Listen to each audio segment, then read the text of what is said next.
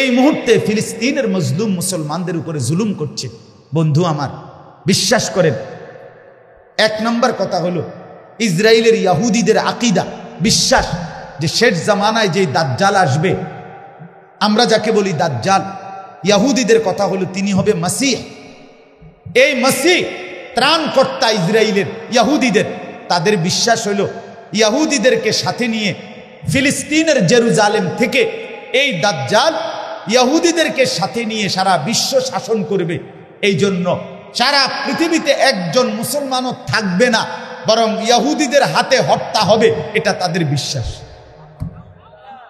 এজন্য শুধু ফিলিস্তিনের বিরুদ্ধে তাদের লড়াই না, বরং 180 কোটি মুসলমানকে নিশ্চিহ্ন করা, এটা তাদের লড়াই। এজন্য বন্ধু ভুলে গেলে চলবে না। 2 নম্বর কথা হলো গোটা মধ্যপ্রাচ্য দখল করে একবারে মিশরের নীল দরিয়া, ইরাকের ফোরাত এবং রাসূলুল্লাহর মদিনা, একবারে স্পষ্ট তাদের বক্তব্য এটা ইহুদিদের, এই পুরাটা মধ্যপ্রাচ্য আরব বিশ্ব দখল করে সবটার মধ্যে একটি গ্রেট ইসরায়েল রাষ্ট্র প্রতিষ্ঠা করা, এটা তাদের স্বপ্ন, এটা তাদের সিদ্ধান্ত। এজন্য এরা যদি এখানে টিকে যায়, তাহলে আগামী দিনে আমরা 180 কোটি মুসলমানের অস্তিত্ব হুমকির মুখে পড়ব। এই কালসাপ যদি এখানে জায়গা পায়, তাহলে এর ছোবল আমাদের প্রত্যেকের গায়ে পড়বে।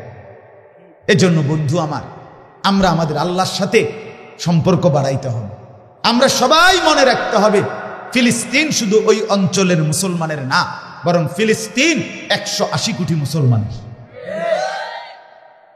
আমাদের প্রত্যেকের, আমাদের নারী পুরুষ শিশু প্রত্যেকের জবানে আমরা এটা মনে রাখতে হবে, ফিলিস্তিনের সম্পর্ক। এবং আমরা প্রত্যেকে আমাদের আল্লাহর সাথে সম্পর্ক বাড়াইতে হবে।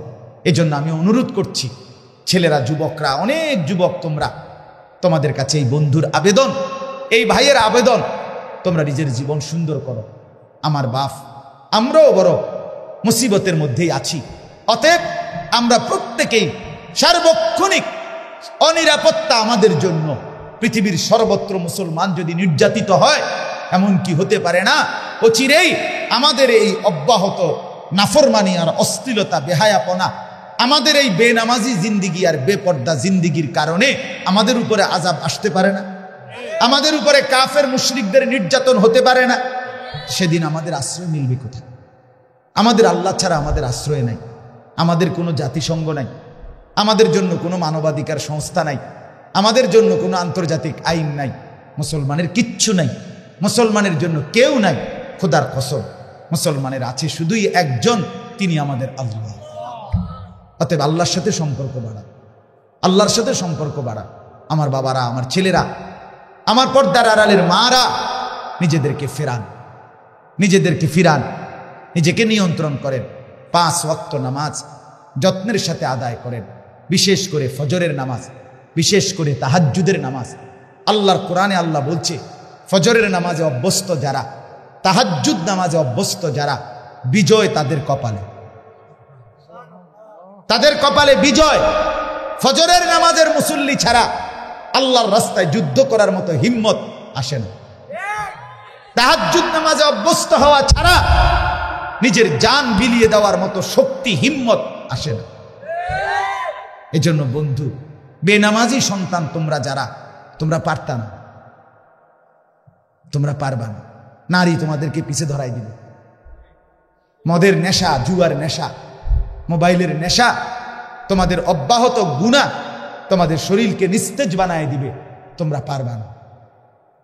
এজন্য দয়া করে ফিরে আসো নামাজের দিকে, আল্লাহর দিকে, আখিরাতের দিকে, সেজদার দিকে। ইনশাআল্লাহ জীবন সুন্দর হবে, দুনিয়াও সুন্দর হবে, আখিরাতও সুন্দর হবে।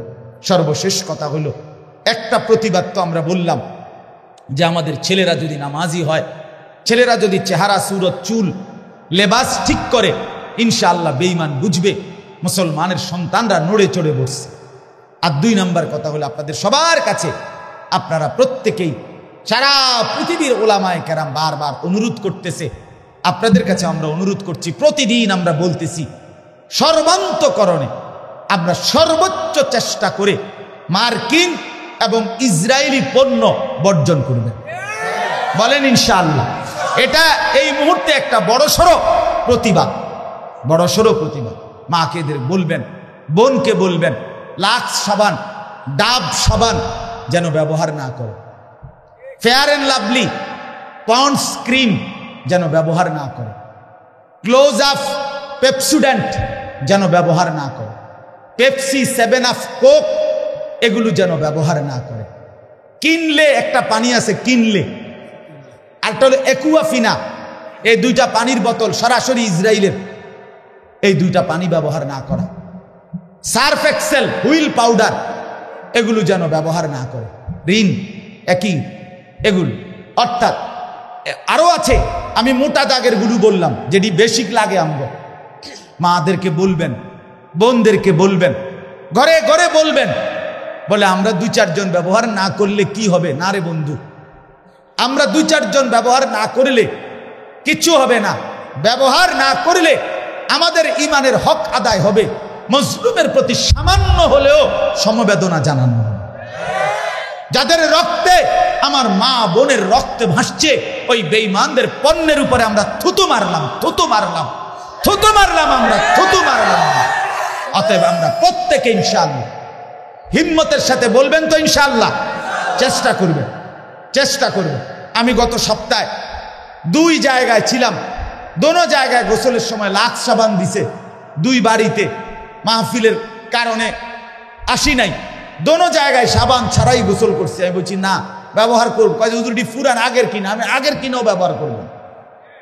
আমার মাদ্রাসায় বলার পরে 400-র মতো ছাত্র আমার, আলহামদুলিল্লাহ সমস্ত ছাত্র, তাদের যার কাছে যতগুলো মার্কিন পণ্য আছে, এই ছোট ছোট শ্যাম্পু, সাবান, ক্লোজ আপ, টুথপেস্ট যা আছে, মানে 3 বালতি আমার মাদ্রাসার বাচ্চারা জমা দিয়া ফেলাই দিছে, সব ফেলে দিছে। ইনশাআল্লাহ সারা পৃথিবীর মধ্যে মুসলমানদের মধ্যে এই বয়কট বর্জন, এটা অনেকভাবে একটি কার্যকর, এই মুহূর্তের একটি প্রয়োজনীয় কাজ আমাদের, আমরা চেষ্টা করব। ঠিক আছে ইনশাআল্লাহ। যুবক ভাই, তোমরাও নিজের ডানে বামে বন্ধু, দোস্ত, আহবাবদেরকে মনে করাই দিও, দেখবা এতে করেও বড় প্রতিবাদ হবে। আর সর্বশেষ কথা হলো, কোনোভাবেই হতাশ হবেন না, ইনশাআল্লাহ জিতবে ফিলিস্তিন। বলেন জিতবে কে? আবার বলেন, আবার বলেন, আরো জোরে, জোর হলো না, সবাই মিলে জিতবে কে? জিতবে কে? আরো জোরে, ইনশাআল্লাহ ফিলিস্তিন জিতবে, হামাসের মুসলিম মুজাহিদরা জিতবে। যে রক্তে মুমিনের লাশ পড়ছে, যেখানে মুমিনের তাজা খুন ঝরেছে, সেখানে কালেমার পতাকা উড়বেই উড়বে, ইমানের পতাকা, বিজয়ের পতাকা উড়বে ইনশাআল্লাহ। ইসরায়েল হেরে যাবে, ইহুদি কুত্তারা হেরে যাবে ইনশাআল্লাহ, হেরে যাবে। হতাশ হবেন, হতাশ হবেন। আল্লাহকে বলেন রব্বে করিমের সাথে সম্পর্ক বাড়ান। আল্লাহ তাআলা আমাদেরকে তৌফিক দান করেন, কবুল করেন, আমিন। আমার ভাই, আমরা প্রত্যেকেই নিজেদের ঈমান আমলের দিকে যত্নবান হব। এশার নামাজ পড়বেন, এখন থেকেই নিজের পরিবর্তন শুরু করেন। আমার যে ছোট্ট মাদ্রাসা আছে ময়নামতি সাহেবের বাজার মাদ্রাসায় আশরাফুল উলুম, ওই মাদ্রাসায় প্রত্যেক মাসের 2য় শনিবার মাসিক ইসলাহি মজলিস হয়। আসর থেকে এশা পর্যন্ত বয়ান হয়। আপনাদেরকে দাওয়াত দিলাম, যুবক ভাইদেরকে। এই আপনাদের কাছাকাছি ময়নামতি সাবের বাজার বলে যেটারে, এই সাবের বাজার গরু বাজারের পাশে আমাদের মাদ্রাসা। আপনারা যাওয়ার চেষ্টা করবেন। প্রতি মাসের 2য় শনিবার আমার গাড়িতে আমরা ছোট্ট 2টা বই, আমার একজন বড় বুজুর্গ খুলনার হজরত, ওনার বই বিক্রি করি। আপনার রাসূলুল্লাহ সাল্লাল্লাহু আলাইহি সাল্লাম তাহাজ্জুদ নামাজ রাত্রিবেলা কিভাবে পড়তেন, কতক্ষণ পড়তেন, কি পড়তেন, সব কিছু নিয়ে বিস্তারিত নবীজির দোয়া, মুনাজাত এবং তাহাজ্জুদ নামাজের বর্ণনা এই কিতাবে আছে। রাসূলুল্লাহ সাল্লাল্লাহু আলাইহি সাল্লামের উপরে সাহাবায়ে কেরাম যেই দুরূদ শরীফ পড়তেন, এমন 40টা দুরূদ, এবং নবীজিকে স্বপ্নে দেখার আমল কি, এই ছোট্ট বইটাতে আছে। আমার বাংলাদেশের একজন অন্যতম বুজুর্গ খুলনার আল্লামা মুফতি নুরুল আমিন সাহেব হজরতের লিখিত এই 2টা বই 220 টাকা মূল্যে আমরা বিক্রি করি। আমার কোনো বেনিফিটের জন্য না, এটা খুব ফায়দা, আমরা নিজেরা আমল করি। এই জন্য আপনাদের কাছে বললাম, যদি সুযোগ হয়, দরকার হয়, আপনারা যাওয়ার সময় কিনে নেবেন।